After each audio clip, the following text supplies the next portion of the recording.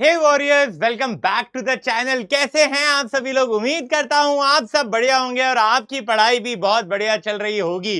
तो आज हम क्या लेकर आए हैं? तो आज हम चैप्टर नंबर 1 जो कि है केमिकल रिएक्शन एंड इक्वेशन, उसके एनसीईआरटी क्वेश्चंस लेकर आए हैं। जब हम वन शॉट लेकर आए थे चैप्टर 1, चैप्टर 2, चैप्टर 3, चैप्टर 4, हर एक चैप्टर की वन शॉट इसी चैनल पे, आपके चैनल पे, पीडब्ल्यू फाउंडेशन पावर बैच वाले चैनल पे हमने चारों chapters, chapter 1 to chapter 4 NCERT upload कर दी है। बहुत ही प्यारे प्यारे वन शॉट्स हैं। अगर अभी तक आपने चेकआउट नहीं किया है तो जल्दी से जाइए, उन्हें पहले कंप्लीट कीजिए और चैनल को सब्सक्राइब नहीं किया तो सब्सक्राइब कर दीजिए एंड रेगुलर अपडेट्स के लिए बेल आइकन को दबा दीजिएगा। तो आज हम करने वाले हैं, वो तो आपको पता चल गया कि यस, आज हम लोग इन टेक्स्ट एंड बैक एक्सरसाइज करेंगे। यार, जब मैं बात करता हूं ना कि क्या इंपॉर्टेंस है एनसीईआरटी की, तो एक चीज जो मैं हर बार रिपीट करता हूं, इस बार भी रिपीट करूंगा, एनसीईआरटी बाइबल है। एनसीईआरटी को अगर आप हल्के में लोगे, आपके नंबर्स पे इंपैक्ट आएगा। अगर आप मुझसे पूछते हो कि सर मैं कौन सी बुक रेफर करूं, ये वाली करूं कि ये वाली, भाई पहले एनसीईआरटी रेफर करो। अगर तुमने एनसीईआरटी अच्छे से पढ़ी है, हर लाइन टू लाइन बाय उसको छाना है, तुमने इन टेक्स्ट के क्वेश्चन लगाए हैं, तुमने बैक एक्सरसाइज के क्वेश्चन लगाए हैं, यार इससे तुम्हारे रिजल्ट पे बहुत ही ज्यादा पॉजिटिव इंपैक्ट आएगा। तो मैं इंपॉर्टेंस बता चुका हूं, रेलेवेंस बता चुका हूं कि आज की वीडियो का क्या रेलेवेंस होने वाला है, क्योंकि आज एनसीईआरटी में जो इन टेक्स्ट क्वेश्चन है और बैक एक्सरसाइज है वो करेंगे। तो जब मुझे इंपॉर्टेंस और रेलेवेंस समझ में आ गई है तो चलिए स्टार्ट करते हैं, है ना?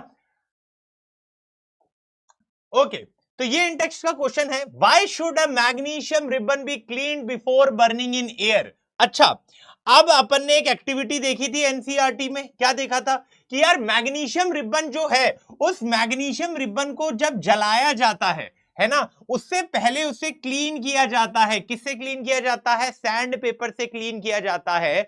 और क्वेश्चन ये बन रहा है कि आपने उसे क्लीन किया ही क्यों? डायरेक्ट क्यों नहीं आपने उसे क्या किया? डायरेक्ट आपने उसे क्या किया? जला क्यों नहीं दिया? हो क्या रहा है, जब आपने मैग्नीशियम रिबन को बर्न किया तो वो ऑक्सीजन के साथ कंबाइन हो रहा है। लेकिन अगर मैं बात करूं, लेट से अगर मैं एक मैग्नीशियम रिबन की बात करता हूं, ये एक मैग्नीशियम रिबन है, इस मैग्नीशियम रिबन के ऊपर, क्योंकि ये जो मैग्नीशियम है ये काफी ज्यादा क्या होगा, ये काफी ज्यादा एक रिएक्टिव एलिमेंट है। तो क्योंकि ये रिएक्टिव है, ये पहले ही ऑक्सीजन के साथ रिएक्ट कर जाता है और एक लेयर बना देता है। किसकी लेयर बना देता है? ऑक्साइड की लेयर बना देता है। किसकी लेयर बना देता है? ऑक्साइड की लेयर बना देता है। और ये ऑक्साइड लेयर एक प्रोटेक्टिव लेयर का काम करती है। किसका काम कर रही है? एक प्रोटेक्टिव लेयर का काम कर रही है, जो फर्दर उसे रिएक्ट नहीं करने दे रहा है। तो एक चीज मुझे समझ में आ गई कि यार, क्योंकि मैग्नीशियम रिएक्टिव था, वो रिएक्ट कर गया, एक ऑक्साइड की लेयर बन गई जो कि उसका फर्दर रिएक्शन होने नहीं दे रही। तो अगर मुझे अच्छे से कंबशन कराना है तो मैं क्या करूंगा? मैं पहले उसे क्लीन करूंगा एंड देन मैं उसे बर्न करूंगा, ताकि वो ऑक्सीजन के साथ रिएक्ट कर जाए। तो देखिए, दो चीज है। पहला, कंसेप्ट समझाना, जो मैं आपको समझा चुका हूं। अब एक और चीज होती है कि इस कंसेप्ट में आंसर राइटिंग कैसे लिखना है। तो मैं हर क्वेश्चन में यही चीज फॉलो करूंगा, मैं कंसेप्ट बता दूंगा, इसके साथ जहां जहां रिक्वायर्ड है मैं आंसर लेकर आया हूं। तो जब मैंने कंसेप्ट बताया, वीडियो पॉज करो, आंसर लिखो एंड मैच करो कि आप इसके कितना पास हो। जितना आप इसके क्लोज होंगे उतने अच्छे आपके चांसेस होंगे एग्जाम में अच्छा आंसर लिखने के। तो हमने क्या लिखा है यहां पर कि एक मैग्नीशियम रिबन को हम सैंड पेपर से इसीलिए क्लीन कर देते हैं क्योंकि मैग्नीशियम ऑक्सीजन के साथ रिएक्ट करके एक लेयर बना देता है। किसकी लेयर बना देता है? ऑक्साइड की लेयर, जो कि इस केस में क्या होने वाली है? मैग्नीशियम ऑक्साइड की होने वाली है। अब ये जो व्हाइट कलर की ऑक्साइड की लेयर है, ये प्रोटेक्टिव लेयर की है ना, प्रोटेक्टिव लेयर की तरह एक्ट करती है और अंदर के फ्रेश मैग्नीशियम मेटल को रिएक्ट करने से रोकती है। ये किसकी तरह एक्ट कर रही है? ये एक बैरियर यानी कि रुकावट की तरह एक्ट कर रही है और उसे जलने नहीं देगी, है ना। इसीलिए हम क्या करते हैं? सैंड पेपर का इस्तेमाल करते हैं ताकि इस मैग्नीशियम मेटल से ऑक्साइड की लेयर को रिमूव कर दे। अब जब हम बर्न करते हैं तो ये तो हमें पता है, डेजलिंग व्हाइट फ्लेम आती है, व्हाइट कलर का पाउडर मिलता है जो कि मैग्नीशियम ऑक्साइड का होता है। क्लियर है ये पार्ट? चलिए आगे बढ़ते हैं, नेक्स्ट क्वेश्चन को देखते हैं। राइट द बैलेंस इक्वेशन, है ना, बैलेंस इक्वेशन लिखनी है हमें, ठीक है, for the following chemical reaction. आपको एक वर्ड इक्वेशन दिया गया है, आपके पास क्या है यहां पर, आपके पास वर्ड इक्वेशन है, और इस वर्ड इक्वेशन से आपको क्या लिखना है, केमिकल इक्वेशन लिखनी है, लेकिन वो भी बैलेंस होनी चाहिए। सबसे पहले आपको यह पता होना चाहिए कि भैया केमिकल इक्वेशन लिखूं कैसे वर्ड इक्वेशन से। तो जो भी आपके पास क्या दिया गया है, जो भी आपके पास यहां पर वर्ड इक्वेशन दी गई है, वहां पर जितने एलिमेंट है उनको रिप्लेस करोगे आप उनके सिंबल से, और जो भी कंपाउंड है उसको रिप्लेस करोगे आप उसके केमिकल फॉर्मूला से।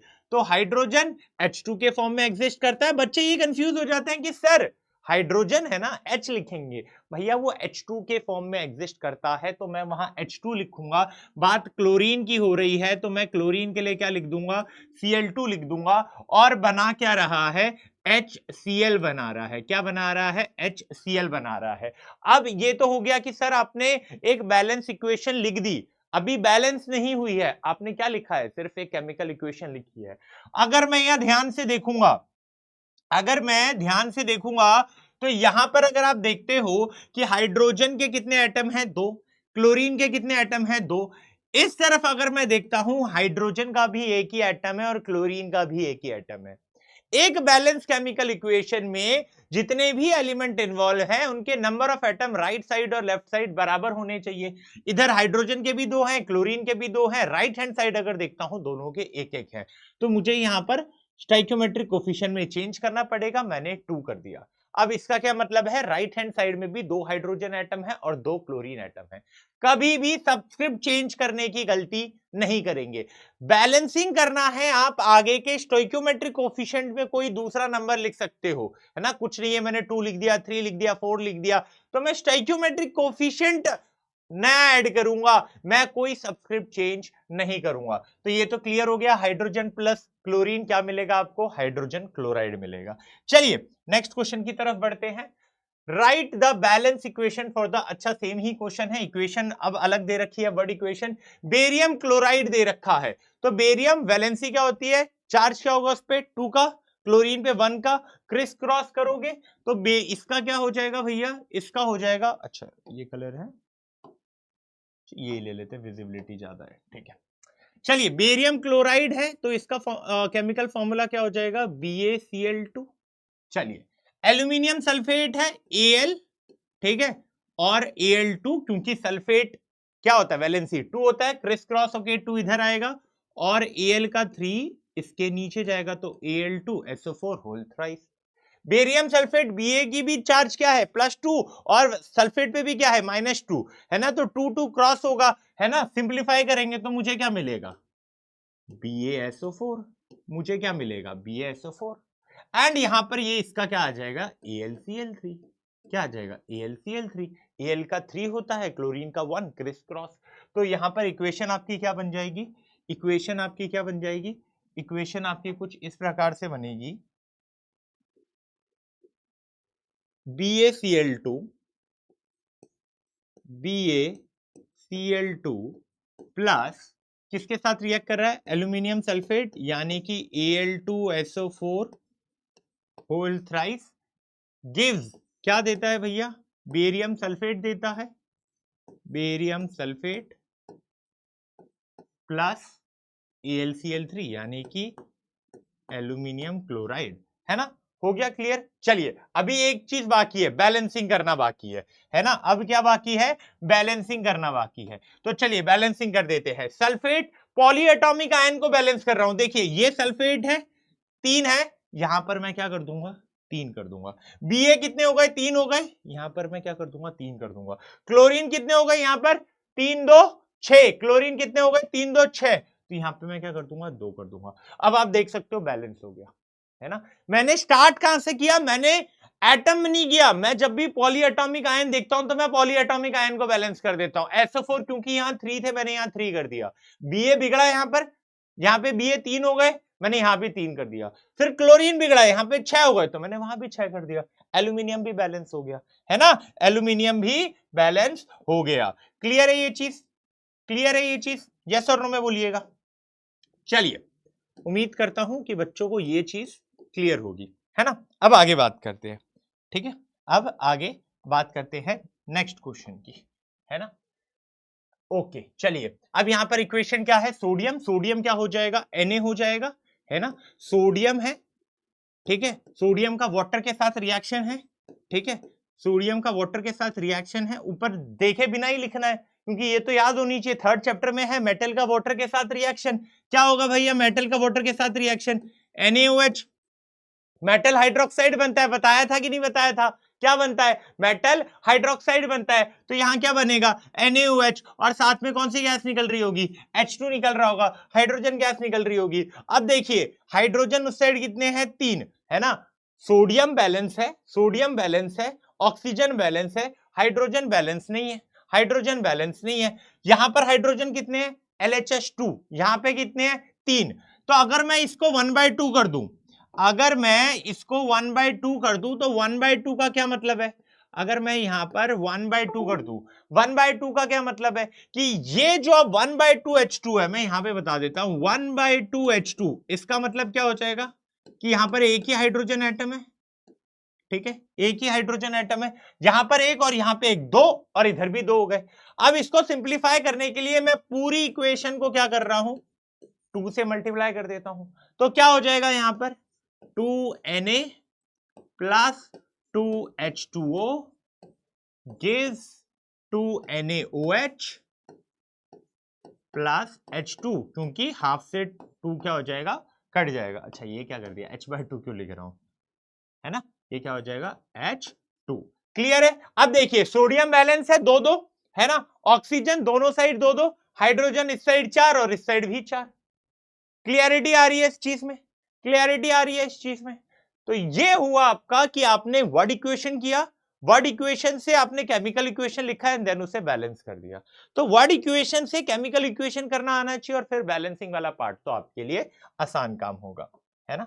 चलिए वापस से हमें क्या लिखना है, बैलेंस केमिकल इक्वेशन ही लिखना है। इस बार देखिए, इस बार वर्ड इक्वेशन नहीं है, पूरा स्टेटमेंट दे रखा है ना।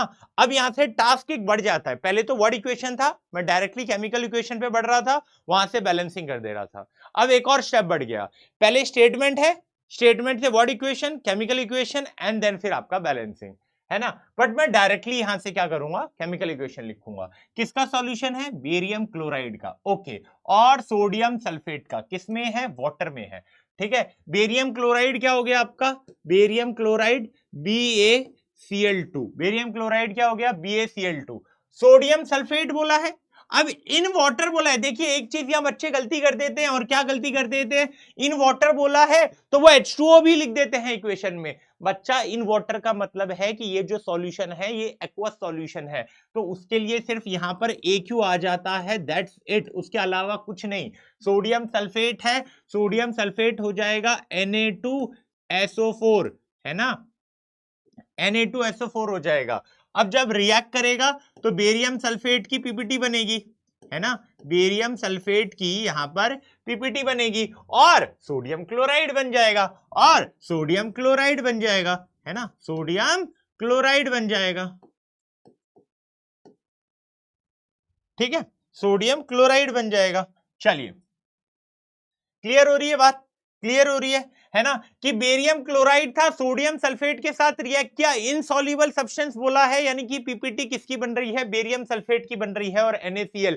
कौन सा रिएक्शन है ये, डबल डिस्प्लेसमेंट रिएक्शन, जहां पर आयन का एक्सचेंज हुआ है। बैलेंसिंग है कि नहीं, देखिए यहां पे Na के 2 दिख रहे हैं तो मैं यहां पर भी 2 कर दूंगा। अब क्लोरीन 2 हो चुका है, यहां पर भी क्लोरीन 2 ही है, बेरियम ऑलरेडी बैलेंस है, तो अब ये इक्वेशन क्या हो जाएगी, बैलेंस्ड हो जाएगी, है ना। तो इस तरीके से आपको देखना है कि जितने भी एलिमेंट इन्वॉल्व हैं, क्या उनके नंबर ऑफ एटम दोनों साइड, क्या उनके नंबर ऑफ एटम दोनों साइड बराबर हैं कि नहीं, ये चीज आपको क्लियर होनी चाहिए, है ना। ठीक है, देख लीजिए एक बार इक्वेशन। चलिए आगे बढ़ते हैं, एक और स्टेटमेंट दिया होगा, है ना, क्या है इस बार, sodium, again sodium hydroxide solution in water, sodium hydroxide solution in water, यानी कि NaOH एक्वस है, NaOH and we are taking aqueous solution of NaOH, किसके साथ रिएक्ट कर रहा है, हाइड्रोक्लोरिक एसिड के साथ, किसके साथ रिएक्ट कर रहा है, हाइड्रोक्लोरिक एसिड के साथ रिएक्ट कर रहा है, ठीक है, ये भी एक्वस है। एंड जब एसिड और बेस, ऊपर मत देखो, अब तो इतने से पता चल जाएगा ना कि एसिड और बेस रिएक्ट करेंगे तो क्या बनता है, सॉल्ट एंड वाटर। सॉल्ट क्या है यहां पर, सॉल्ट क्या है यहां पर, NaCl, और वाटर क्या है, H2O, है ना। बस अब बैलेंस कर दो, है ना, बैलेंस है नहीं है, वहां पे हाइड्रोजन 2 है, यहाँ पे हाइड्रोजन, अच्छा यहाँ भी हाइड्रोजन 2 है और ऑक्सीजन 1 है, यहाँ भी 1 है, इक्वेशन ऑलरेडी बैलेंस्ड है, इक्वेशन ऑलरेडी बैलेंस्ड है। तो ये समझ में आ रहा है, चाहे वर्ड इक्वेशन दी हो तो बैलेंस केमिकल इक्वेशन कैसे लिखना है, या फिर अगर स्टेटमेंट दिया हो तो फिर बैलेंस केमिकल इक्वेशन कैसे करना है, इसका आपको आइडिया आ चुका होगा। एंड बैलेंसिंग में तो आप उस्ताद बन ही गए होंगे। चलिए, ये क्वेश्चन काफी आते हैं ना कि एक सब्सटेंस X है, उस X की खूबी बता दी जाएगी, उससे Y बना, Y बताओ, Z बना, Z बताओ, ऐसे क्वेश्चन पूछे जाते हैं, है ना। उसी एक कैटेगरी से ये निकल कर आया है कि एक सॉल्यूशन है किसका, सब्सटेंस X का, जो कि व्हाइट वॉशिंग के लिए यूज होता है, घर में करते हैं ना व्हाइट वॉशिंग, उसके लिए यूज होता है। तो सब्सटेंस X क्या है, तो बच्चा अगर मैं X की बात करता हूं, है ना, तो X क्या है वो बताने से पहले एक और यहां देख लेते हैं कि राइट द रिएक्शन, इस X की क्या रिएक्शन होती है वाटर के साथ, वो भी लिखना है। तो ये X बेटा है कैल्शियम ऑक्साइड, है ना, इसे आप अगर इसका केमिकल नेम बोलोगे तो क्या हो जाएगा, ये कैल्शियम ऑक्साइड, या फिर इसे आप क्विक लाइम के नाम से भी जानते हैं। किस नाम से जानते हैं, क्विक लाइम के नाम से भी इसे आप जानते होंगे।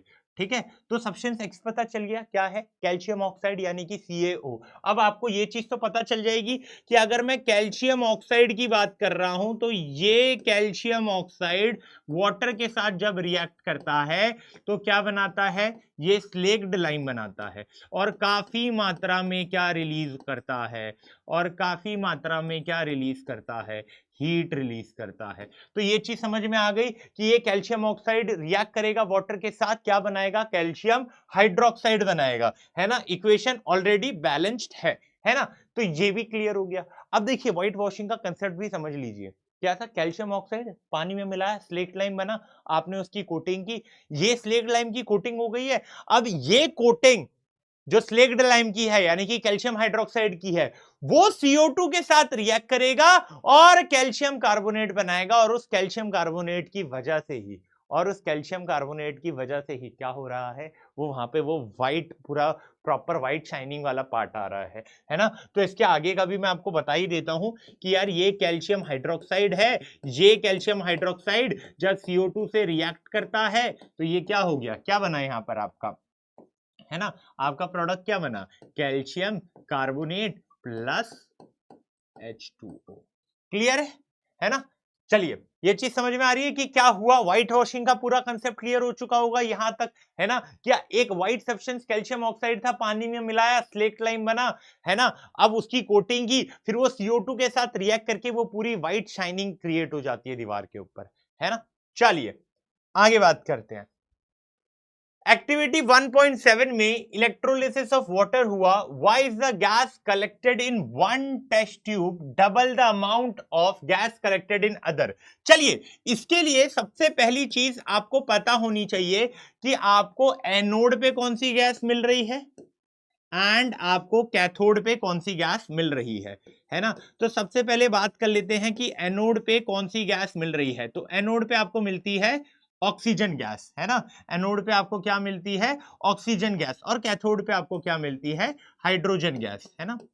अब एक चीज आपको समझ में आई होगी, जब मैंने इलेक्ट्रोलिसिस ऑफ वाटर पढ़ाया था तो मैंने एक चीज कही थी कि यार जितना अमाउंट आपको ऑक्सीजन का मिलता है, let's say it is X, तो आपको हाइड्रोजन का कितना मिलेगा, इट विल बी 2X, है ना। अगर X आपको मिल रहा है, X अमाउंट आपको मिल रहा है ऑक्सीजन का, तो उसका दुगना आपको मिलेगा हाइड्रोजन का। आप बोलोगे सर जी ऐसा क्यों, क्या कारण है इसके पीछे, मैं बोलूंगा यार इक्वेशन लिख लो, इक्वेशन लिख लो तुम्हें समझ में आ जाएगा, इक्वेशन लिख लो तुम्हें समझ में आ जाएगा। इक्वेशन देखो ये रही, इक्वेशन क्या बोल रहा है कि यार अगर दो मॉलिक्यूल वाटर के हैं, वाटर के दो मॉलिक्यूल अगर टूटते हैं तो हाइड्रोजन के कितने मिल रहे हैं? अगर वाटर के दो टूटेंगे, हाइड्रोजन का दो मिलेगा, ऑक्सीजन का एक ही मिलेगा। तो हर दो मॉलिक्यूल जब वाटर के टूटेंगे तो दो मॉलिक्यूल वहां पर तुम्हें हाइड्रोजन के मिलेंगे, लेकिन ऑक्सीजन का एक ही मॉलिक्यूल मिलेगा, जिसके कारण आप ये देख पा रहे हैं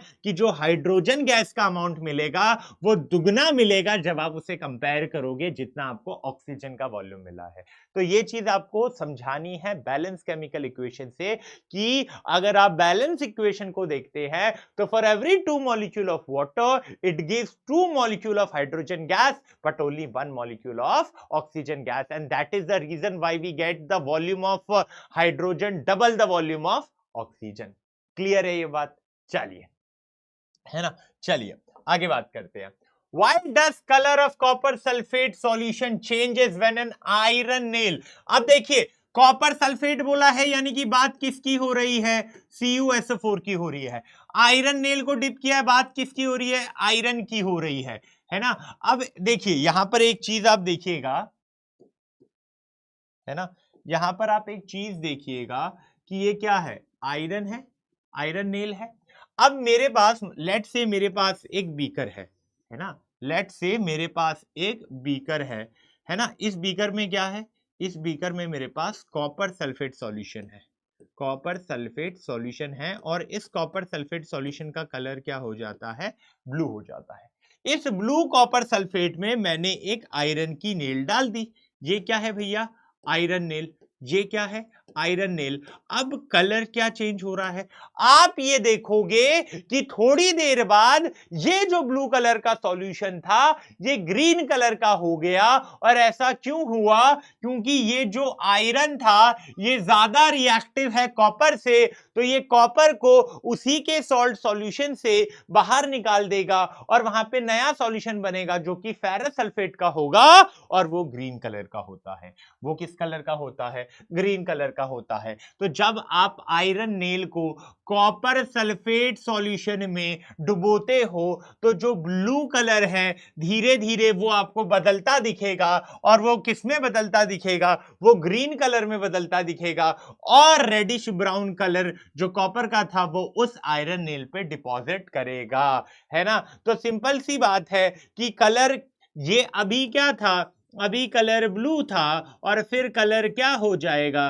फिर कलर ग्रीन हो जाएगा। क्यों ग्रीन हो जाएगा? क्योंकि फेरस सल्फेट बनता है। फेट से बेटर है आप ग्रीन लिख लीजिएगा, है ना। तो आपको ये समझ में आ गया कि यार जो कॉपर होगा वो आयरन नेल के ऊपर डिपॉजिट होगा, यानी कि अगर ये आयरन नेल पे डिपॉजिट था तो जितना पार्ट सॉल्यूशन के कांटेक्ट में था वो रेडिश ब्राउन कलर का हो जाएगा, और जो सॉल्यूशन था फेरस सल्फेट बनने के कारण वो ग्रीन कलर का हो जाएगा, है ना। फेरस सल्फेट बनने के कारण जो सॉल्यूशन है वो ग्रीन कलर का हो जाएगा। तो ये चीज समझ में आ रही है कि कॉपर सल्फेट का कलर क्यों ब्लू से ग्रीन हुआ जब आपने आयरन नेल डाली। क्वेश्चन मेरा सिर्फ इतना ही है। एक और, जिंक सल्फेट के सॉल्यूशन में अगर मैं आयरन डालता, है ना, जिंक सल्फेट के सॉल्यूशन में अगर मैं आयरन नेल डालता तो क्या वहां पर कलर चेंज होके ग्रीन हो जाता? यस और नो कमेंट में बताइएगा। चलिए आगे बात करेंगे। Give an example of double displacement reaction. अरे दो एग्जांपल दे देते हैं, है ना, दो एग्जांपल दे देते हैं। जैसे कि अभी पीछे देखा था, है ना, क्या देखा था? बेरियम क्लोराइड का, बेरियम क्लोराइड और सोडियम सल्फेट का देखा था।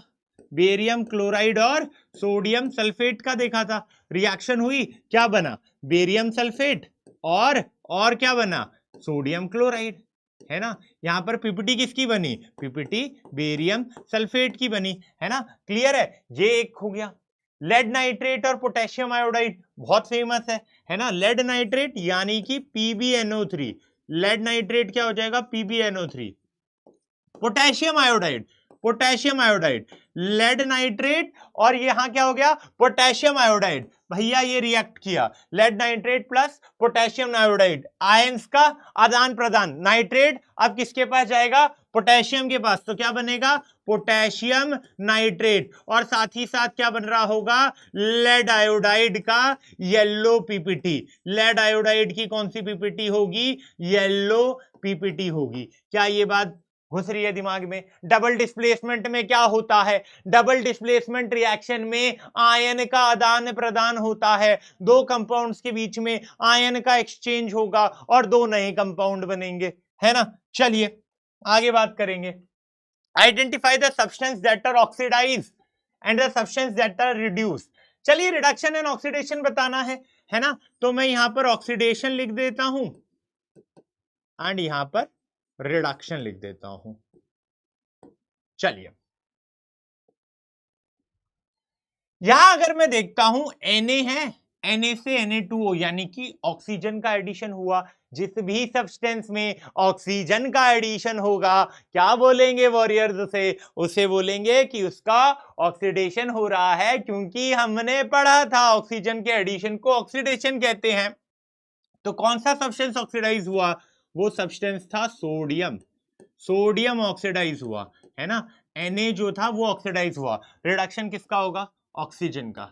रिडक्शन किसका होगा? ऑक्सीजन का। क्लियर है ये बात, है ना। ऑक्सीडेशन किसका हुआ? सोडियम का, क्योंकि उसमें ऐड हुआ ऑक्सीजन, है ना, और ऑक्सीजन का रिडक्शन हुआ। क्लियर है। तो ऑक्सीडाइजिंग एंड रिड्यूसिंग एजेंट क्या होगा ये बता देना मेरे को, है ना। इसमें ऑक्सीडाइजिंग एजेंट क्या होगा, रिड्यूसिंग एजेंट क्या होगा? क्योंकि जब वन शॉट कराया था तो बता दिया था जिसका ऑक्सीडेशन हो रहा है वो रिड्यूसिंग एजेंट है और जिसका रिडक्शन हो रहा है वो ऑक्सीडाइजिंग एजेंट है। चलिए आगे बात करते हैं। नेक्स्ट यहां पर ऑक्सीडेशन रिडक्शन बताना है ना। ये तो यार एग्जाम्पल ही है, उसमें ही बुक में ही दे रखा है ये तो, है ना। इसकी तो एक्टिविटी ले रखी है बुक में, इसी से तो रेडॉक्स समझाया है एनसीईआरटी में। अब ये देखिए CuO है ब्लैक कलर का, है ना। हाइड्रोजन गैस पास किया, क्या बना? कॉपर बना। तो यहां देखिए ऑक्सीजन का रिमूवल हो रहा है, तो रिडक्शन किसका होगा? CuO, because reduction of oxygen is also, sorry, removal of oxygen is also considered as reduction. यहां पर क्या हो रहा है? ऑक्सीजन का रिमूवल। यहां पे देखिएगा ऑक्सीजन ऐड होकर क्या बन रहा है? H2O बन रहा है। ऑक्सीडेशन किसका हो गया? H2 ऑक्सीडाइज हुआ, CuO रिड्यूस, यानी कि कॉपर ऑक्साइड का रिडक्शन होता है, कॉपर बनता है, ब्राउन से ब्लैक कलर हो जाता है और H2O बना देता है। चलिए आगे बात करेंगे। Which of the statement about the reactions below are incorrect? क्या बोला है?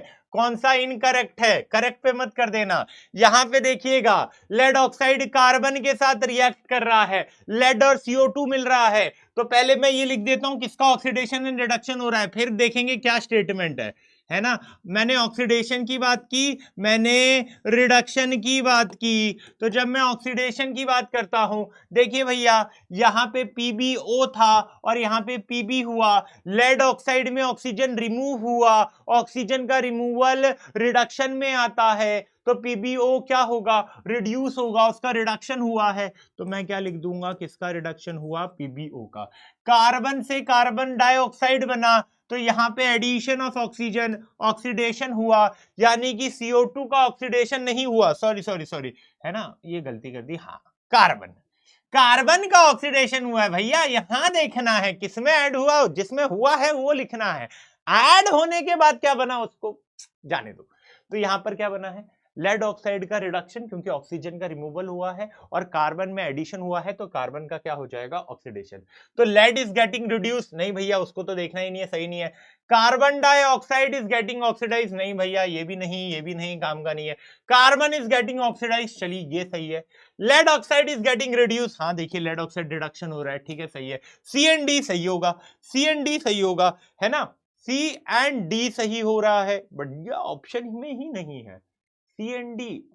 अच्छा, इनकरेक्ट बोला है, ये करेक्ट है, तो इनकरेक्ट क्या होगा? A and B। तो सही क्या होगा? A and B। देख रहे हो क्या क्वेश्चन घुमाया? हमने करेक्ट लिखा है, जो C&D है वो करेक्ट है। हमसे ये पूछा गया है कि इनकरेक्ट कौन सा है, इनकरेक्ट पूछा है, तो वो A एंड B होगा। अभी अगर यहां पर ऑल की जगह C&D होता तो फट से मैं भी D करने चला जाता, है ना। तो यहां पर देखना जब एग्जाम में क्वेश्चन आएगा तो वहां C&D भी रहेगा, ताकि आपका सेकंड थॉट आए ही ना आपके दिमाग में और आप गलती कर दो, फिर आपके साथ क्या होगा? मोए मोए हो जाएगा, है ना। आपको लगेगा कि भैया मैं तो सही करके आया हूं, बट आप गलत करके आए हो, है ना, समझे। चलिए आगे बात करेंगे, है ना। नेक्स्ट क्वेश्चन की तरफ बढ़ते हैं।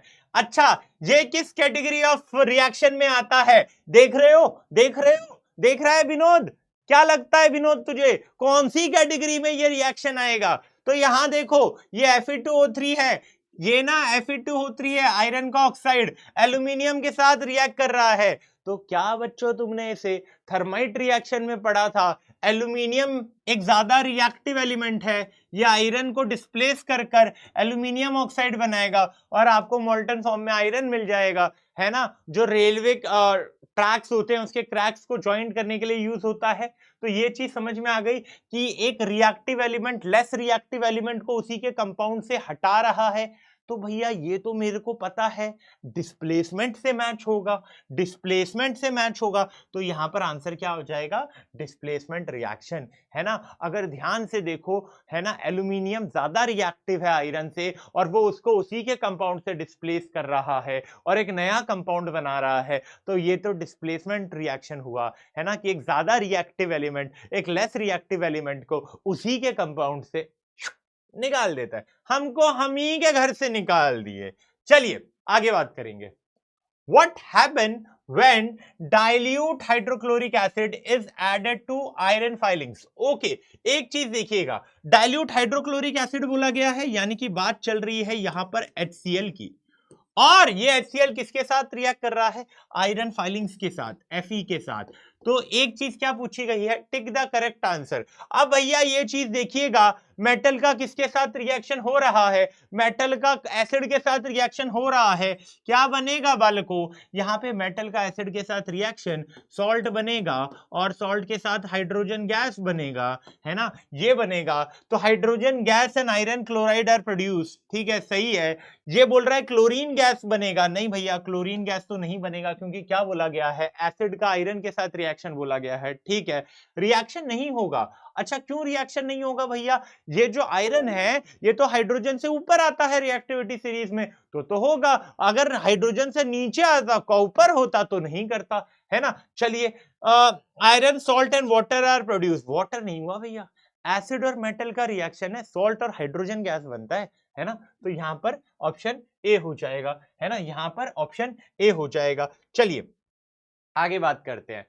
What is a balanced equation? एक बैलेंस इक्वेशन क्या होता है? बैलेंस केमिकल इक्वेशन क्या होता है? तो बैलेंस केमिकल इक्वेशन का ये मतलब होता है कि सारे एलिमेंट्स, जितने भी एलिमेंट्स प्रेजेंट हैं, उनके जो टोटल नंबर ऑफ एटम होते हैं वो RHS और LHS में बराबर हो। कि लेट्स से कि एक केमिकल इक्वेशन में 3 एलिमेंट थे, फॉर एग्जांपल बता रहा हूं कि Fe भी था, O भी था और H भी था।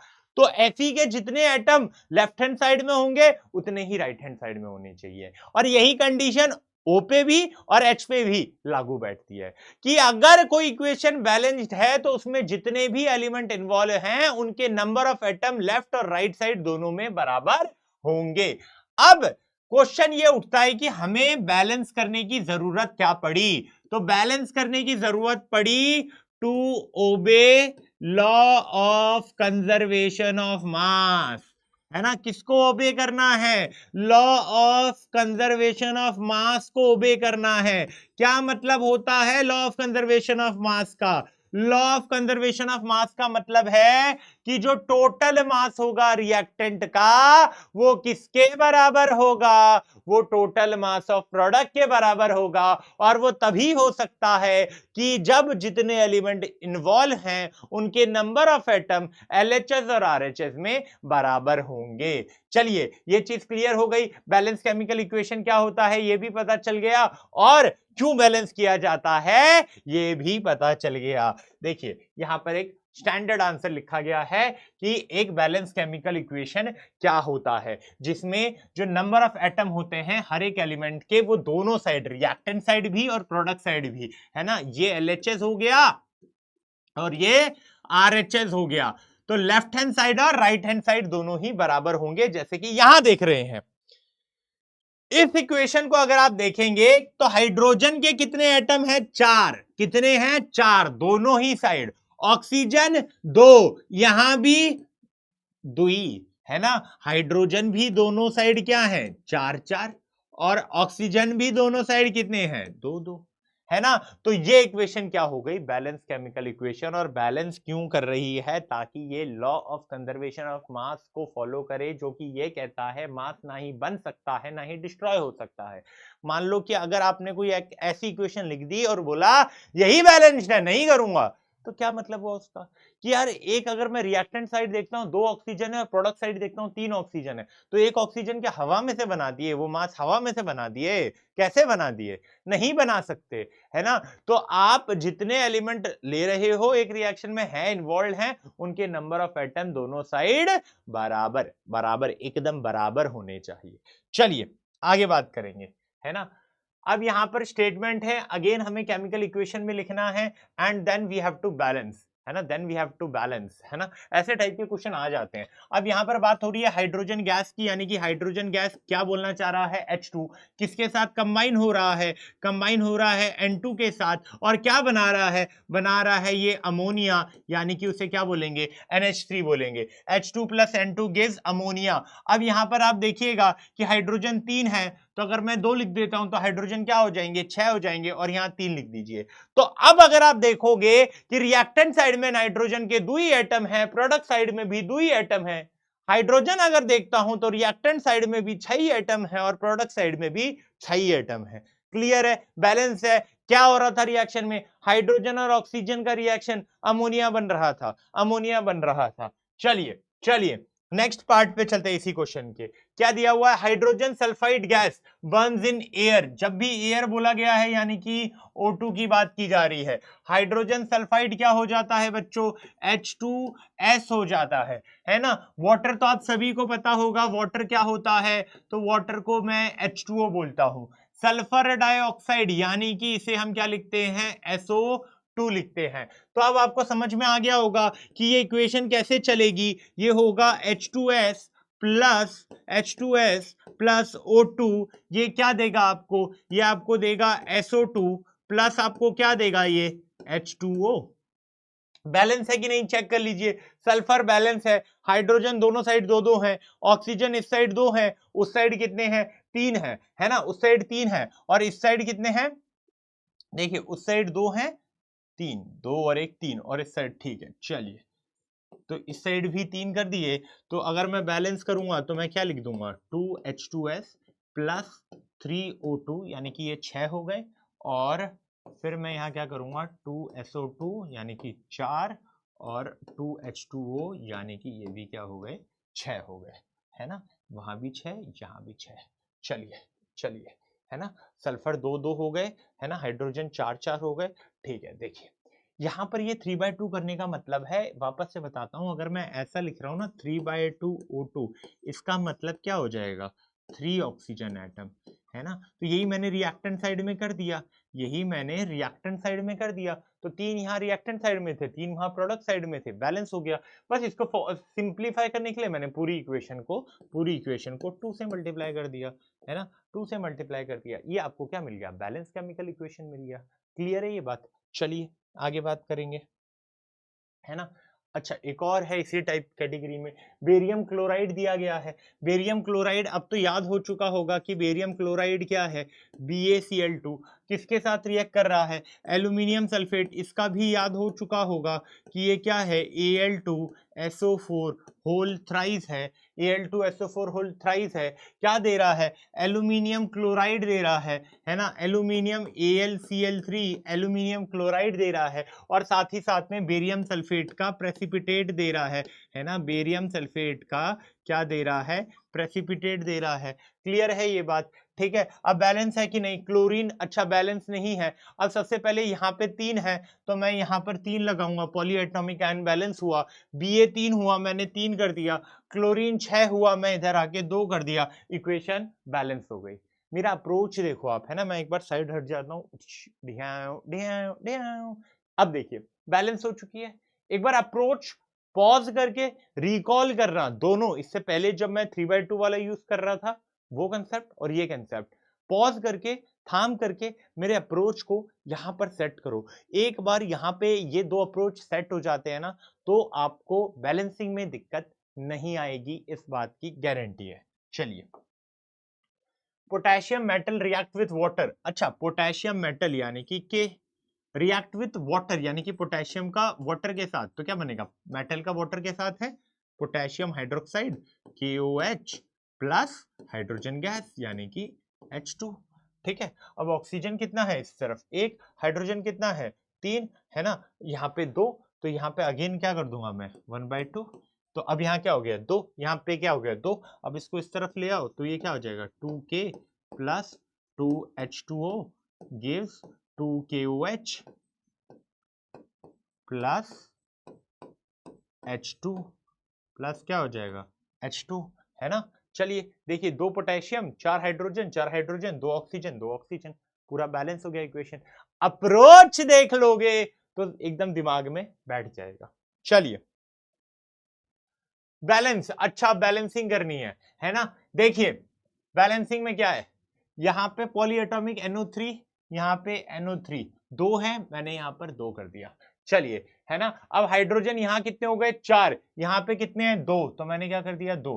अब ऑक्सीजन देखो बैलेंस ही होगा, 2 × 3 6 प्लस 2 8, यहां पर कितना है?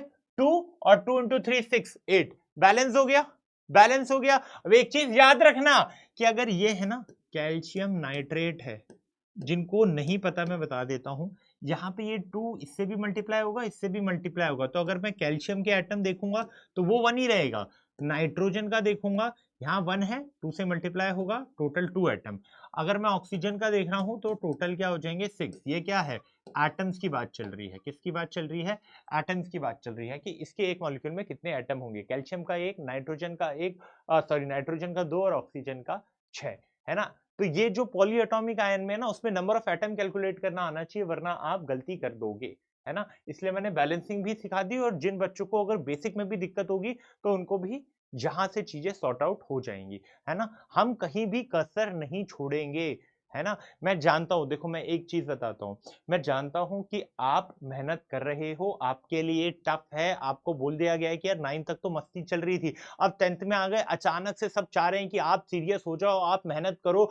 आई नो कि आप मेहनत भी करते हो, स्कूल का काम भी करते हो, ट्यूशन भी जाते हो, सारी बात एक्सेप्टेड है, लेकिन यही आपका चांस है। क्लास 10th आपका एक ऐसा मौका है जहां आप अपने आप को प्रूफ कर सकते हो। और एक चीज याद रखना, पर्पस हमेशा क्लियर रखना कि आपका पर्पस क्या है। ये किसी को दिखाने के लिए नहीं है, कि किसी को बताने के लिए नहीं है, ये आप अपने आप को बता सकते हो कि यार इस बार सिचुएशन टफ थी, कंडीशन की डिमांड थी कि मैं कंसिस्टेंट रहूं, मैं डिसिप्लिन रहूं, मैं तगड़ी तरीके से मेहनत करूं, और मैंने की, और मैं रिजल्ट लेकर आया, मैं रिजल्ट में फोड़ कर आया, है ना। और इसके बाद फ्यूचर में जब भी सिचुएशन टफ होगी ना, you will never give up. ये आपका ना एक कैरेक्टर बिल्ड कर देगा। तो ये चीज मेरी हमेशा याद रखना जीवन में, कि जब सिचुएशन टफ होती है ना, तब वॉरियर्स लड़ते हैं, भागते नहीं है। तो गिव अप नहीं करना है, आखिरी मोमेंट तक लड़ते रहना है कि भाई हम लड़ेंगे और मैं तुम्हारे साथ हूं, है ना। उसकी चिंता मत करो, कंटेंट में कोई दिक्कत नहीं आएगी, तुम्हें सिर्फ मन लगाकर मेहनत करनी है, दैट्स इट। चलिए आगे बढ़ते हैं, है ना, आगे बढ़ते हैं। NaOH प्लस, अच्छा यहां पे देखिए, ये तो पॉलीएटॉमिक तो बैलेंस ही है, Na के यहां पर कितने हैं? 2 हैं, मैंने क्या कर दिया? 2 कर दिया, ठीक है। अब यहां पर ऑक्सीजन देखता हूं, 4 और 2 6, और यहां पे 4 ही है, तो इसको 2 कर दिया तो ये भी 6 हो गए। हाइड्रोजन 4 हाइड्रोजन 4, देखिए बैलेंस हो गया। पहले मैंने सोडियम को देखा, एक साइड मुझे लग रहा था कि रिएक्टेंट साइड एक ही है, प्रोडक्ट साइड 2 है, मैंने वहां 2 कर दिया। फिर ऑक्सीजन देखा कि यार ऑक्सीजन यहाँ 6 हो गया है, यहाँ पर 5 ही है, तो वहां पर भी 6 कर दिया, है ना। चलिए आगे बात करेंगे। बैलेंस, अच्छा बैलेंसिंग ही करनी है, ये तो मुझे बैलेंस ही लग रहा है, क्योंकि Ag1 NO3 पूरा ले लेंगे तो यहाँ भी है ही, Na एक पूरा है, यहाँ भी पूरा है, Cl भी है ना। मैं मोस्टली वहीं पे पॉलीएटॉमिक आयन होता है ना, तो अगर उस पॉलीएटॉमिक आयन से टूट के वैसे 2 ना बने हो, जैसे यहाँ पर एक NaNO3 है, प्रोडक्ट में एक और NaNO2 होता, तब मैं वो पॉलीएटॉमिक वाला खेल नहीं खेलता। मैं तभी खेलता हूँ कि यहाँ पर है और वहां पर है, सेम है ना, बीच में NO2 आ जाता तो डिफरेंस आ जाता, क्योंकि एक नाइट्रोजन और क्रिएट हो गया है। समझ रहे हो बात, है ना। तो पॉलीएटॉमिक वाला खेल काफी अच्छा है, बैलेंसिंग में आसानी देता है कि यहाँ देख लिया NO3, यहाँ देख लिया NO3, बराबर ही है ना, मुझे सेपरेटली देखने की जरूरत नहीं पड़ी। चलिए है ना। अब यहाँ बात कर लेते हैं, ये देखिए भैया यहाँ पे 2 क्लोरीन है, मैंने यहाँ पे फट से 2 लगा दिया, यहाँ पे SO4 था, यहाँ पे SO4 था, यहाँ पे हाइड्रोजन 2 है, यहाँ पे भी हाइड्रोजन 2 हो चुके हैं। आप देख रहे हो मैं फटफट करके करता जा रहा हूं, मैं याद करके नहीं आया हूं, मैंने एक सेट कर रखा है कि अच्छा मैं इस को देखता जाऊंगा और उसको करता जा रहा हूँ रूल्स को, और मेरा बॉक्स टिक मेरा सॉल्व होता जा रहा है। मैं इन चीजों को याद नहीं कर रहा हूँ, है ना आपको याद करने की सलाह देता हूँ। मैं तो बोलता हूँ बैलेंसिंग जैसी चीज में एक बार प्रैक्टिस कर ली, उसके बाद लाइफ में कभी प्रैक्टिस करने की भी जरूरत नहीं है, वो आपके मसल मेमोरी में फिट हो जाती है ना। चलिए, right the balance chemical equation for the following. भैया ये तो बहुत आ रहा है ना, चाहे स्टेटमेंट से लिखना हो, चाहे वर्ड इक्वेशन से केमिकल इक्वेशन लिखना हो, ये बहुत चल रहा है ना। कैल्शियम हाइड्रोक्साइड, अच्छा ये तो मैं बता चुका हूँ ना, आज की क्लास में ही बताया। कैल्शियम हाइड्रोक्साइड क्या होता है, CaOH whole twice. Carbon dioxide क्या होता है, CO2। कैल्शियम कार्बोनेट क्या होता है, CaCO3। और वाटर क्या होता है, H2O, है ना, H2O होता है। बैलेंसिंग करनी है, ऑक्सीजन यहाँ कितने हो गए, 2, तो यहाँ पे मैं इसको कर दूंगा। तो अब देखिए बैलेंस हो गया, है ना, बैलेंस हो गया। क्यों बैलेंस हो गया, कि ऑक्सीजन कितने हैं यहाँ पर, 2 2 4, और ऑक्सीजन वहां पर कितने हो रहे हैं, नहीं बैलेंस कहाँ हो गया। Calcium hydroxide reacts with water to form calcium carbonate. ठीक है, यहाँ पे अब एक काम करो, कैल्शियम कार्बोनेट बना और यहाँ पे ये बना, ठीक है, और 2H2O हो गया। तो अब मुझे देखना है, कैल्शियम का एक है, इसके 2 बन गए, कार्बन है ना। तो यहाँ पर ऑक्सीजन कितने हो गए, ऑक्सीजन के 2 और 2 4 हो गए, ठीक है, 4 हो गए। आई गेस ऑलरेडी बैलेंस था, मैंने ही उसको बिगाड़ा है क्या सिस्टम को, है ना, मैंने और उसको फालतू में कॉम्प्लेक्स कर दिया क्या, सही था क्या वो। चलो देख लेते हैं, है ना। अब देखते हैं, कैल्शियम एक है, कैल्शियम एक है, कार्बन एक है, कार्बन एक है, ऑक्सीजन 2 है, 2 4 है, 4 है, हाइड्रोजन 2 है, 2 है। भैया हमने ही बिगाड़ा, हमने ही बिगाड़ दिया, सही ही था वो, हमारी ही बुद्धि में था कि अरे ये डाल देते हैं, ये डाल देते हैं। भैया सही था, कुछ करने की जरूरत नहीं थी, बैलेंस ही था। चलिए, zinc plus silver nitrate. Zinc क्या होता है बेटा, जिंक क्या होता है, Zn। सिल्वर नाइट्रेट यानी कि AgNO3, है ना, सिल्वर नाइट्रेट यानी कि AgNO3 क्या बनेगा भैया, जिंक नाइट्रेट बनेगा, यानी कि Zn। अब जिंक नाइट्रेट में क्या हो जाएगा भैया, ये आता है, प्लस Ag मिल रहा है। अब देखिए पॉली एटॉमिक आयन, NO3 यहाँ पर 2 है, यहाँ पे 2 कर दिया, Ag पे 2 आया, मैंने यहाँ पर 2 कर दिया। Now it is looking balance, है ना, बहुत ज्यादा टाइम वेस्ट नहीं करना है। चलिए देख लीजिए, है ना, यहाँ पे पॉलीएटॉमिक आयन NO3 2 था, मैंने वहां पर भी 2 डाल दिया, Ag पे 2 आया, फिर मैंने इस वाले Ag पे भी 2 डाल दिया। चलिए आगे, right the balance chemical equation for the following reaction. अच्छा एल्यूमिनियम है, तो एल्यूमिनियम के लिए क्या लिखेंगे, Al। कॉपर क्लोराइड है, कॉपर क्लोराइड के लिए क्या लिखेंगे, CuCl2। ये क्या हो गया आपका कॉपर क्लोराइड। रिएक्ट किया, क्या बना, एल्यूमिनियम क्लोराइड बना। एल्यूमिनियम क्लोराइड क्या होता है, AlCl3। एल्यूमिनियम क्लोराइड क्या होता है, AlCl3, और साथ में आपको क्या मिल रहा है, और साथ में आपको क्या मिल रहा है, कॉपर मिल रहा है। क्लोरीन 3 है, क्लोरीन 6 है, यहाँ 3 किया, यहाँ पर 2 किया, कॉपर 3 हो चुका था, 3 कर दिया, एल्यूमिनियम 2 हो चुका था, 2 कर दिया। सबसे पहले क्लोरीन बैलेंस किया, एक साइड 3 था, एक साइड 2 था, 3 और 2 का एलसीएम 6, दोनों साइड 6 कर दिए। कॉपर क्योंकि यहाँ 3 कर चुका था, तो यहाँ भी 3 कर दिया। एल्यूमिनियम क्योंकि यहाँ 2 हो चुका था, यहाँ भी 2 कर दिया। भाई बहुत सिंपल सा खेला है ना, बहुत ही सिंपल सा खेला है जो तुम्हें खेलना है ना, एक बार खेलने आ गया तो फिर मजे ही मजे। चलिए, बेरियम क्लोराइड बार बार लिख रहे हैं, दिमाग में बैठ जाना चाहिए कि barium chloride is BaCl2। Potassium sulphate, potassium sulphate की बात करेंगे तो K2SO4 हो जाएगा, K2SO4 हो जाएगा, पोटेशियम सल्फेट की बात हो रही है, साथ में barium sulphate as a product बन रहा है ना, BaSO4 बन जाएगा, ठीक है, और क्या बन रहा है, पोटेशियम क्लोराइड बन रहा है, यानी कि KCl बन रहा है। अगर अभी तक तुमने वो टेबल याद नहीं किया है, क्लास 9th टॉपिक 3.4, उसके नीचे आयंस के सिंबल, उनकी वैलेंसी, तो भाई मुश्किल लगेगा। जैसे मैं फट फट फट फट कर रहा हूँ ना, तो मैं वहां पर दिक्कत आ रही होगी कि यार पोटेशियम क्लोराइड KCl कैसे हुआ, क्योंकि K का चार्ज 1, Cl का 1, क्रिस क्रॉस KCl, है ना। चलिए आगे बात करेंगे, है ना। Right the balance chemical equation. भैया हर बात में बैलेंस केमिकल इक्वेशन पूछ ले रहे हैं, इंपॉर्टेंस पता चल रही है कितनी इंपॉर्टेंस है इंपॉर्टेंस पता चल रही है। अब देखिए बैलेंस केमिकल इक्वेशन लिखना है, पोटेशियम ब्रोमाइड। क्या होता है पोटेशियम ब्रोमाइड? पोटेशियम ब्रोमाइड यानी कि KBr, इसका एक्वस सॉल्यूशन है ना, इसका एक्वस सॉल्यूशन है, बेरियम आयोडाइड के साथ रिएक्ट कर रहा है, बेरियम आयोडाइड यानी कि BaI2, और क्या बन रहा है? पोटेशियम आयोडाइड बन रहा है यानी कि KI बन रहा है, और क्या बन रहा है? बेरियम ब्रोमाइड यानी कि BaBr2, है ना, बेरियम ब्रोमाइड। भैया यहाँ पर क्या देखने को मिल रहा है? आयन का एक्सचेंज होने को देखना मिल रहा है ना, आयन का एक्सचेंज होता हुआ देखता मिल रहा है कि नहीं मिल रहा है ना, मैं थोड़ा लैक ऑफ वर्ड हो गया, ठीक है। यहाँ पर क्या देखने को मिल रहा है?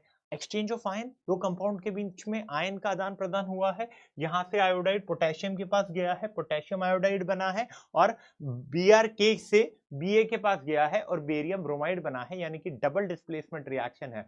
तो अगर मैं टाइप ऑफ रिएक्शन पूछूंगा तो वहां पर आप आंख बंद करके डबल डिस्प्लेसमेंट रिएक्शन लिखेंगे, बैलेंसिंग करनी है, वहां Br2 दो Br है, यहां भी दो कर दिया, इसके आगे दो किया तो यहां भी दो करूंगा, बैलेंसिंग हो चुकी है। अब जब बैलेंसिंग हो चुकी है तो जब आपसे टाइप पूछा गया है तो टाइप में आप लिख दीजिएगा कि ये क्या है, ये डबल डिस्प्लेसमेंट रिएक्शन है। ये क्या है? डबल डिस्प्लेसमेंट रिएक्शन, है ना, ये क्या है? डबल डिस्प्लेसमेंट रिएक्शन, है ना, ठीक है। ये क्या है? डबल डिस्प्लेसमेंट रिएक्शन है, जहां पर दो कंपाउंड्स में आपस में आयंस का आदान प्रदान हो रहा होता है। चलिए चलिए आगे बात करते हैं, वापस से लिखना है और टाइप बताना है, ठीक है। जिंक कार्बोनेट है। अब यहां ध्यान से देखिएगा, जिंक कार्बोनेट Zn का 2 और CO3 का भी 2, तो क्या हो जाएगा? ZnCO3, है ना, क्रिस क्रॉस में 2 2 कैंसिल हो गया, 1 1 क्रिस क्रॉस हुआ, ऐसे ही एज इट इज रहा ZnCO3।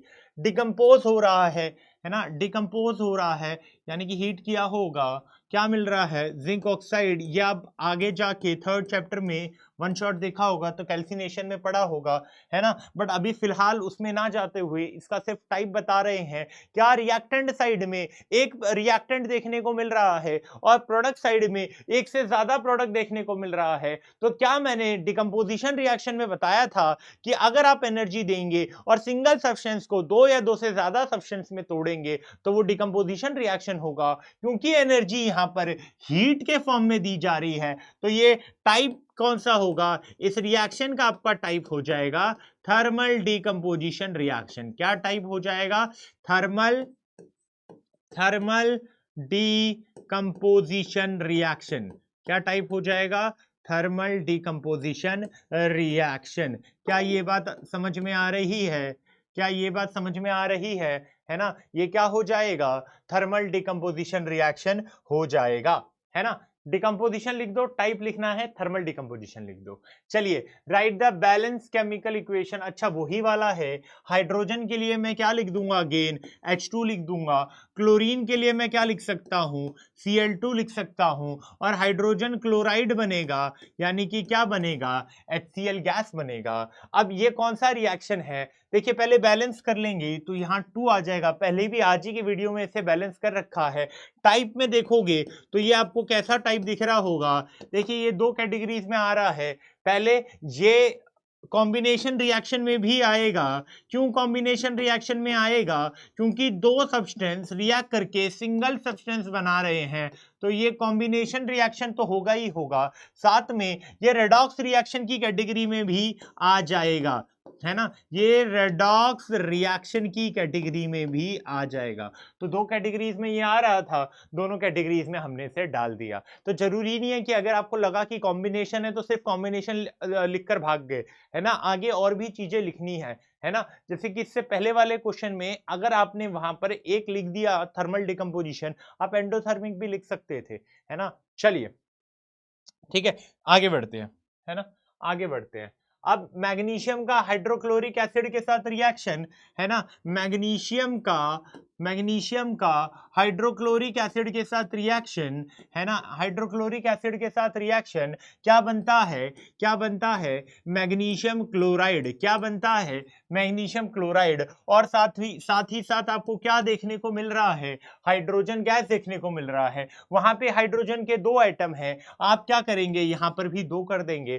क्लोरीन यहां 2 था और यहां पर भी अब 2 हो चुका है। मैग्नीशियम दोनों ही जगह 1-1 है। तो ये इक्वेशन अब आपको बैलेंस दिख रही है ना। और यहां पर आप अगर इसकी टाइप बताना चाहें तो यहां देख सकते हैं कि यहां से हाइड्रोजन का क्या हुआ है, रिमूवल हुआ है। तो मैं ये कह सकता हूं कि भैया ये जो HCl है ना, यहां से हाइड्रोजन का रिमूवल हुआ है।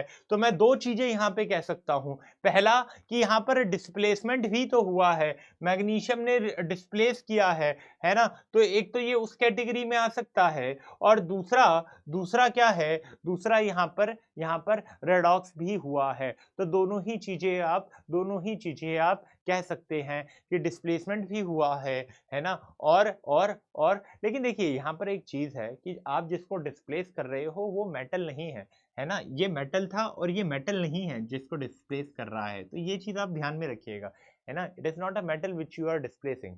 ठीक है, चलिए, तो यहाँ पर आप रेडॉक्स भी लिख सकते हैं, है ना, यहाँ पर आप रेडॉक्स भी लिख सकते हैं, है ना। चलिए चलिए, एंड क्योंकि हीट रिलीज होगा तो एक्सोथर्मिक भी कहलाया जाएगा। चलिए, what does one mean by, अच्छा देखो अभी एक्सो एंडो की बात की थी, हाल में बात की है। एक्सोथर्मिक का मतलब क्या है, reaction in which heat is being release. Reaction, ऐसे रिएक्शन जिनमें रिएक्शन के दौरान प्रोडक्ट के साथ साथ हीट भी रिलीज हो रही हो, है ना, प्रोडक्ट के साथ साथ क्या हो रहा हो, हीट भी रिलीज हो रही हो, वो रिएक्शन एक्सोथर्मिक है। और जहां पर रिएक्शन करवाने के लिए हीट आपको सप्लाई करनी पड़ जाए, वो रिएक्शन किस कैटेगरी में आएंगे, वो रिएक्शन एंडोथर्मिक की कैटेगरी में आएंगे। तो एक्सोथर्मिक यानी कि हीट रिलीज हो रही है, एंडोथर्मिक क्या हो जाएगा कि रिएक्शन करवाने के लिए आपको हीट देनी पड़ रही है। चलिए आगे बात करेंगे, क्यों हम रेस्पिरेशन को एक्सोथर्मिक लेते हैं, है ना, रेस्पिरेशन को आप एक्सोथर्मिक क्यों मानते हैं। रेस्पिरेशन में क्या हो रहा है, जो आपका फूड अब ग्लूकोज के फॉर्म में है, यानी कि इस फॉर्म में है, ये जो फॉर्म है ये ऑक्सीजन के साथ रिएक्ट करता है, CO2 और H2O देता है, और लेकिन यहाँ पर बहुत सारा अमाउंट में हीट भी रिलीज हो रहा होता है। अब क्योंकि ये एक ऐसा प्रोसेस है जहां पे हीट रिलीज हुआ प्रोसेस के दौरान, रिएक्शन के दौरान, तो इसीलिए इसे एक्सोथर्मिक रिएक्शन बोला जाता है। और ये जो एनर्जी हमारी बॉडी के अंदर रिलीज हुई, ये जितनी भी मेटाबॉलिक एक्टिविटीज होती हैं उनकी जो एनर्जी रिक्वायरमेंट होती है, वो ये जो एनर्जी रिलीज हुई है उससे फुलफिल की जाती है। तो यहाँ पर रिएक्शन कुछ इस प्रकार से दिख रहा होगा कि जो भी आपका फूड इस फॉर्म में होगा वो ऑक्सीजन के साथ रिएक्ट करके CO2 H2O के साथ और क्या बना रहा होगा, एनर्जी बना रहा होगा। और इसके कारण जो काफी ज्यादा अमाउंट ऑफ एनर्जी रिलीज हुई है, तो हमारी बॉडी इसे बहुत सारी एक्टिविटीज के लिए यूज कर लेती है। और ये जो हीट रिलीज हुआ है उसी के कारण इस रिएक्शन को आप क्या बोल देते हैं, इस रिएक्शन को आप बोल देते हैं कि ये एक्सोथर्मिक है, क्योंकि प्रोसेस के दौरान हीट रिलीज हो रही है। चलिए आगे बात करेंगे, है ना, आगे बात करेंगे। Why are decomposition reaction called the opposite of combination reaction? अब मेरी बात को ध्यान से सुनना। कॉम्बिनेशन रिएक्शन को हमने कैसे डिफाइन किया था कि एक सिंगल सब्सटेंस, सॉरी कॉम्बिनेशन की बात हो रही है, तो कॉम्बिनेशन को हमने कैसे डिफाइन किया था कि 2 या 2 से ज्यादा सब्सटेंस रिएक्ट करके सिंगल सब्सटेंस बना रहा है, यानी कि रिएक्टेंट साइड में आपको 2 या 2 से ज्यादा सब्सटेंस मिलेंगे और प्रोडक्ट साइड में आपको सिंगल सब्सटेंस मिलेगा। ये था कॉम्बिनेशन रिएक्शन, है ना। And mostly combination reaction exothermic होते हैं क्योंकि हीट रिलीज होती है। डिकम्पोजिशन रिएक्शन जब मैं डिफाइन करा रहा था तो मैंने कहा कि भैया ये एक ऐसे रिएक्शन होंगे जहां पर सिंगल सब्सटेंस डिकम्पोज हो रहा है, यानी कि उल्टा हो गया ना, यहां पर रिएक्टेंट साइड में एक प्रोडक्ट, एक सब्सटेंस देखने को मिल रहा है और प्रोडक्ट साइड में एक से ज्यादा। वहां पे रिएक्टेंट साइड में एक से ज्यादा था और प्रोडक्ट साइड में सिंगल। है ना, समझ में आ रहा है क्यों इसको उल्टा कहा जाता है?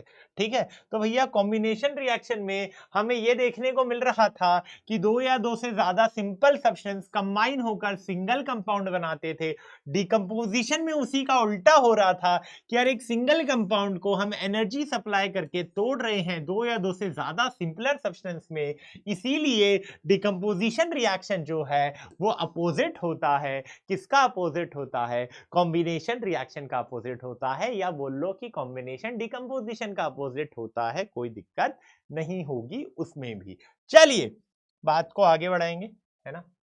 Right one equation each for decomposition reaction where energy supplied in form of heat, light और इलेक्ट्रिसिटी। सिंपल सी बात है, डिकम्पोजिशन में एक सब्सटेंस डिकम्पोज हो रहा है, एनर्जी में हीट के फॉर्म में दे सकता हूं तो थर्मल डिकम्पोजिशन, लाइट के फॉर्म में दूंगा तो फोटोलिटिक डिकम्पोजिशन, करंट के फॉर्म में दूंगा तो इलेक्ट्रोलिटिक डिकम्पोजिशन, है ना। तो यहाँ तीनों के एक एक एग्जांपल देख लेते हैं। यहाँ पर हीट के फॉर्म में दी है कि कैल्शियम कार्बोनेट है, हीट पास की तो क्या बना, कैल्शियम ऑक्साइड बना और CO2 बना। तो आप देखेंगे एक सिंगल सब्सटेंस को हीट देके आपने दो सब्सटेंस में तोड़ दिया, तो ये किस में कैटेगरी में आ गया, थर्मल डिकम्पोजिशन। एनर्जी किस फॉर्म में दी थी, हीट के फॉर्म में दी थी। अब मैं बात कर लेता हूं किसकी, लाइट के फॉर्म में। अगर मैं लाइट दे रहा हूं, है ना, अगर मैं यहां पर लाइट एनर्जी दे रहा हूं तो AgCl है जो कि व्हाइट कलर का होता है, जब मैंने लाइट दी तो वो टूटा और ग्रे कलर का सिल्वर बनाया और साथ ही साथ फ्लोरीन गैस बनी। अगेन मेरी कंडीशन सेटिस्फाई है कि रिएक्टेंट साइड में एक ही सब्सटेंस है जो कि AgCl है, और प्रोडक्ट साइड में एटलीस्ट दो होने चाहिए थे, दो हैं, जो कि एक सिल्वर है और दूसरा क्लोरीन गैस है। ये फोटोलिटिक डिकम्पोजिशन का एग्जांपल हो गया।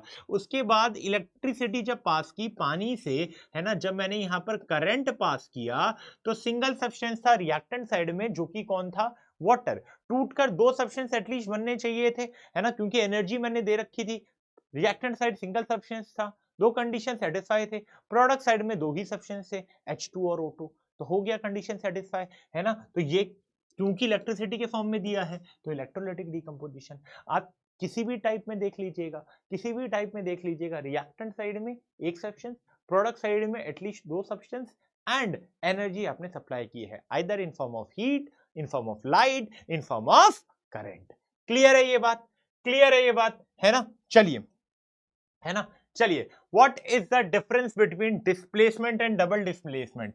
अच्छा, डिस्प्लेसमेंट एंड डबल डिस्प्लेसमेंट में क्या अंतर है, और आपको केमिकल इक्वेशन भी लिखनी है दोनों के लिए ही, डिस्प्लेसमेंट के लिए भी और डबल डिस्प्लेसमेंट के लिए भी। चलिए बात कर लेते हैं। सबसे पहले बात करेंगे डिस्प्लेसमेंट रिएक्शन की। डिस्प्लेसमेंट रिएक्शन को कैसे डिफाइन करते हैं, तो डिस्प्लेसमेंट रिएक्शन को इस तरीके से डिफाइन करते हैं कि एक ज्यादा रिएक्टिव एलिमेंट, एक ज्यादा रिएक्टिव एलिमेंट, है ना, अ मोर रिएक्टिव एलिमेंट एक लेस रिएक्टिव एलिमेंट को, है ना, एक ज्यादा रिएक्टिव एलिमेंट, एक ज्यादा रिएक्टिव एलिमेंट एक लेस रिएक्टिव एलिमेंट को उसी के कंपाउंड से, भैया अपने ही घर से उसी को बेघर किया जा रहा है, क्योंकि कोई तो आ गया ताकतवर जो उसको वहां से भगा रहा है ना। तो यार एक ऐसा रिएक्शन जिसमें एक reactive element less reactive element को उसी के कंपाउंड से हटा रहा है, उसे आपने क्या कहा, डिस्प्लेसमेंट रिएक्शन। देन बात करेंगे डबल डिस्प्लेसमेंट रिएक्शन की, जहां पर दो कंपाउंड्स के बीच में क्या हो रहा है, आयंस का एक्सचेंज हो रहा है, और आयंस का जब एक्सचेंज हो रहा है तो वहां पर नया कंपाउंड बन रहा है। तो यहां अगर जनरल इक्वेशन देखूंगा, ए क्योंकि ज्यादा रिएक्टिव था तो वो बी को बी के ही सॉल्यूशन से हटाकर अपना सॉल्ट सॉल्यूशन AC बनाता है और बी आपको एज इट इज मिल जाता है। वहीं डबल डिस्प्लेसमेंट में आयन का एक्सचेंज हो रहा था, तो बी जो अभी ए के पास था वो बी जो अभी ए के पास था वो सी के पास चला के CB बना दिया, और डी जो सी के पास था वो ए के पास आकर AD बना दिया। तो यहां पर एक्सचेंज हुआ। रियल एग्जांपल देखोगे, AgNO3 नाइट्रेट Na के पास गया, सोडियम नाइट्रेट बनाया, क्लोरीन Ag के पास आया और सिल्वर क्लोराइड बनाया, एक्सचेंज ऑफ आयंस। यहां पर देखेंगे जिंक ज्यादा रिएक्टिव था, ब्लू कलर के कॉपर सल्फेट में जिंक की प्लेट डाली, डिस्प्लेस किया, जिंक सल्फेट जो कि कलरलेस था वो बनाया, और साथ ही साथ क्या बना दिया, कॉपर, जो कि उसी जिंक प्लेट के ऊपर डिपॉजिट हो गया होगा रेडिश ब्राउन कलर का, है ना। क्लियर है, यहां पर सिर्फ एक एलिमेंट डिस्प्लेस होता है, यहां पर आयन एक्सचेंज होते हैं, है ना। यहां पर सिर्फ एक एलिमेंट डिस्प्लेस होता है, यहां पर दो आयन एक्सचेंज होते हैं। तो ये हो गया डिस्प्लेसमेंट और डबल डिस्प्लेसमेंट के बीच में एक डिफरेंस। चलिए आगे बात करते हैं रिफाइनिंग ऑफ सिल्वर। जब सिल्वर की रिफाइनिंग हो रही होती है तो the recovery of silver from silver nitrate solution involve displacement bye copper metal. उसका रिएक्शन लिखो। तो भैया देखिए सॉल्यूशन किसका था, सिल्वर नाइट्रेट। कैसे लिखेंगे, सिल्वर नाइट्रेट क्या हो जाएगा, AgNO3। अब इस सिल्वर नाइट्रेट में तुमने क्या रख दिया, कॉपर। क्यों रख दिया, क्योंकि कॉपर ज्यादा रिएक्टिव होता है किससे, कंपेयरिंग टू सिल्वर।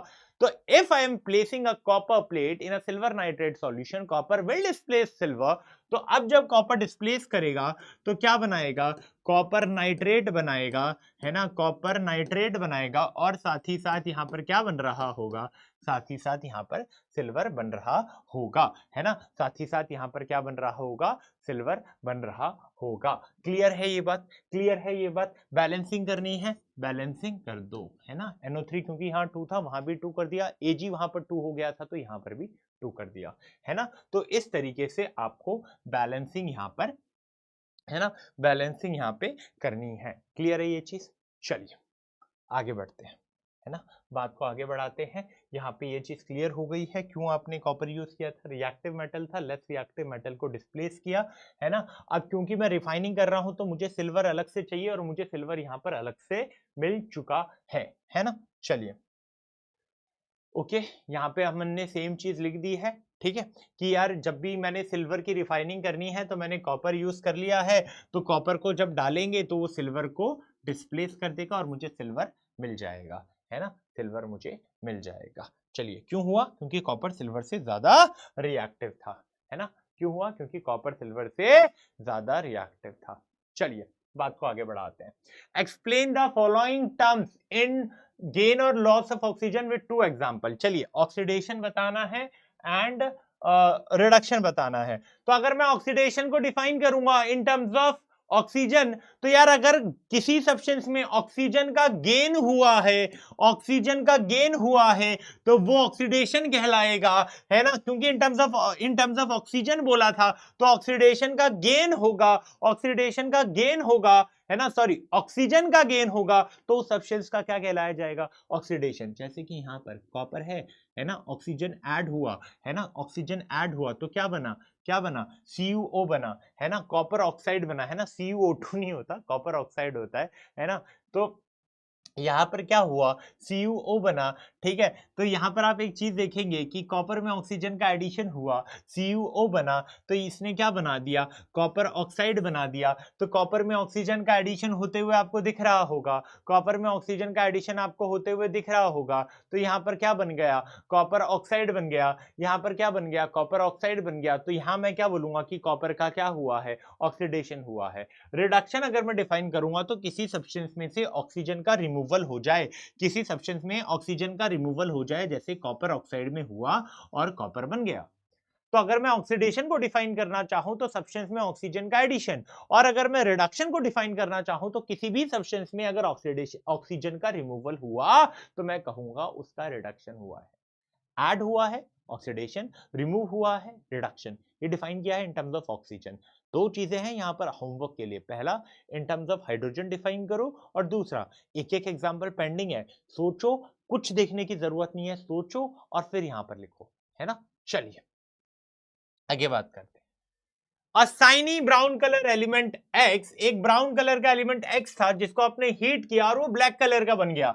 किसी ने ध्यान दिया होगा तो मैं जब करा रहा था एक कॉपर ऑक्साइड वाला, मैंने वहां बोला था कॉपर ब्राउन कलर का होता है, उसको हीट करोगे कॉपर ऑक्साइड बनेगा। क्यों, क्योंकि अगर मैं Cu को हीट करता हूं, Cu को हीट करता हूं तो CuO बनता है ना। तो ये ब्राउन कलर का था, ये ब्राउन कलर का था और हीट किया तो ये ब्लैक कलर का कंपाउंड बन गया जिसे कॉपर ऑक्साइड बोला, है ना। तो X क्या हो गया, कॉपर हो गया, और ब्लैक कलर कंपाउंड क्या हो गया, कॉपर ऑक्साइड। क्योंकि कॉपर का ऑक्सीडेशन हुआ तो ब्राउन कलर के कॉपर ने ब्लैक कलर का कॉपर ऑक्साइड बना दिया। तो क्लियर है ये पार्ट। चलिए आगे बढ़ते हैं, है ना, है ना। देखिए X क्या हो जाएगा, कॉपर हो जाएगा और सब्सटेंस क्या बना, कॉपर ऑक्साइड या कॉपर 2 ऑक्साइड। चलिए why do we apply paint on iron articles? Paint क्यों भैया आप अप्लाई करते हो? भैया आपने सुना होगा है ना, आयरन क्या है, मेटल है, मेटल का कोरोजन हो जाता है और आयरन के कोरोजन को क्या कहा जाता है, रस्टिंग कहा जाता है। अब क्यों भैया आपने कोटिंग अप्लाई की है पेंट की, तो वो इसीलिए की है ताकि उसे रस्टिंग से बचाया जा सके, या आप बोल सकते हैं कोरोजन से, क्योंकि आयरन इजीली क्या करता है, ऑक्सीजन और मॉइस्चर के साथ रिएक्ट कर लेता है और उसके सरफेस के ऊपर एक रेडिश ब्राउन कलर की कोटिंग आ जाती है जिसे रस्ट कहा जाता है ना, और वो उसे क्या करता है, अंदर ही अंदर से खा रहा होता है, मेटल को, आयरन को डिटोरिएट कर रहा होता है। इसलिए हम एक प्रोटेक्टिव कोटिंग लगा देते हैं ताकि ये कोटिंग क्या करती है, आपके आयरन को रोक रही होती है ताकि वो एयर, वाटर और बाकी चीजों के डायरेक्ट कांटेक्ट में ना आए और वो स्ट्रांग रहे, ड्यूरेबल रहे और उसका कोरोजन ना हो, उसका डेटोरिएशन ना हो और अल्टीमेटली वो ज्यादा टाइम तक चले, है ना। चलिए, क्लैरिटी आ रही है ना, क्लैरिटी आ रही है। अब एक और क्वेश्चन है ना, क्या क्वेश्चन है, oil and fat containing food items. भैया ये तो हमने देखा होगा चिप्स में, वो बोलते हैं ना चिप्स में, अरे इसमें तो सिर्फ हवा है, इसमें तो सिर्फ हवा है, तो बस आपने ये हवा क्यों डाली, आपने ये हवा सिर्फ इसीलिए डाल दी, क्यों, क्योंकि नाइट्रोजन इनर्ट होता है और ऑयल एंड फैट अगर ये ऑक्सीजन के कांटेक्ट में आ गए, जिन फूड आइटम में ऑयल एंड फैट का कंटेंट होता है, ये ऑक्सीजन के कांटेक्ट में आ गए तो ये क्या हो जाएंगे, खराब हो जाएंगे, है ना, खराब हो जाएंगे, ठीक है, रेंसिडिटी हो जाएगी और इनका टेस्ट और स्मेल और इनकी न्यूट्रिशन वैल्यू खराब हो जाएगी, है ना। तो नाइट्रोजन एक इनर्ट गैस है जो कि फूड में present oil and fat content के साथ रिएक्ट नहीं करती है। तो जब अगर आप रिमूव कर दोगे ऑक्सीजन को और रिप्लेस करोगे उसको नाइट्रोजन से, तो ये उन फूड आइटम का ऑक्सीडेशन नहीं होने देगी, या ऐसा कहूं कि उन फूड आइटम में present oil and fat content का ऑक्सीडेशन नहीं होने देगी, जिसके कारण ना ही इसका स्मेल खराब होगा और ना ही इसका टेस्ट खराब होगा, ना ही उसकी न्यूट्रिशनल वैल्यू पे कोई इंपैक्ट आएगा। तो ऐसा भी लिख दो कि रेंसिडिटी को प्रिवेंट करने के लिए नाइट्रोजन को फ्लश किया गया है oil and food containing items में, तो भी आप सही होंगे, तो भी आप सही होंगे। चलिए, अब हमें डिफाइन करना है कोरोजन क्या होता है, फिर हम डिफाइन करेंगे रेंसिडिटी क्या होता है। कोरोजन का मतलब होता है मेटल का डेटोरिएशन, यानी कि धीरे धीरे मेटल को खाया जा रहा है, किसके एक्शन के कारण, चाहे वो एयर का एक्शन हो, मॉइस्चर का एक्शन हो, या फिर केमिकल जो भी सराउंडिंग में प्रेजेंट है उनके एक्शन के कारण मेटल को खाया जा रहा है, उस प्रोसेस को कोरोजन कहा जाता है। आयरन का जो कोरोजन होता है उसको नाम दे दिया जाता है रस्टिंग, क्योंकि आयरन ऑक्सीजन और मॉइस्चर की प्रेजेंस में उसके ऊपर रेडिश ब्राउन कलर की कोटिंग आ जाती है, जिसे क्या कहा जाता है, रस्ट कहा जाता है। देन बात करते हैं रेंसिडिटी की, कि रेंसिडिटी क्या होता है, ऐसे फूड आइटम्स जिनमें ऑयल एंड फैट का कंटेंट होता है, अगर वो ऑक्सीजन की प्रेजेंस में आ जाते हैं तो उनका ऑक्सीडेशन हो जाता है, जिसके कारण उसका स्मेल खराब होता है, टेस्ट खराब होता है एंड न्यूट्रिशनल वैल्यू पे इंपैक्ट आता है। तो दोनों ही ऑक्सीडेशन के ही हैं केसेस, एक मेटल का ऑक्सीडेशन हो रहा है और यहां पर फूड आइटम में present oil and fat content का। क्लियर है? चलिए, है ना। अब यहां पर हमारा फर्स्ट चैप्टर का जितने इंटेक्स्ट थे, जितने बैक एक्सरसाइज क्वेश्चन थे, सब हो गए। और इंपॉर्टेंट है, अगर कोई दिक्कत आ रही है वापस से कंसेप्ट देखो, नोट्स आपके टिप टू टिप रेडी होने चाहिए, रिवीजन करना चाहिए, एनसीईआरटी करनी चाहिए। अगर आप ये कर रहे हो ना guys, you are on the right path and congratulations to you. जिस दिन रिजल्ट आएगा ना उस दिन आप खुश होंगे, क्योंकि आप अपने ड्रीम रिजल्ट के आसपास होंगे या उससे आगे होंगे, ये मेरा वादा है आपसे। चलिए, मिलते हैं फिर किसी और वीडियो में, तब तक के लिए keep learning, keep growing, tata, bye bye.